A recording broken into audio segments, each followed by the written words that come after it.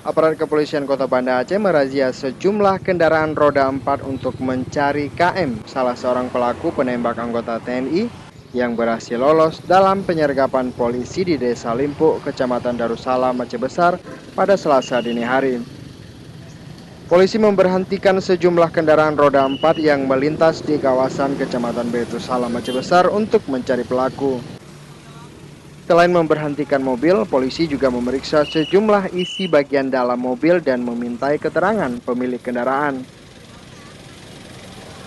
Sebelumnya, dalam penyergapan Selasa dini hari, polisi berhasil menangkap seorang pelaku berinisial TP di kawasan Desa Limpuk, Kecamatan Darussalam, Aceh Besar.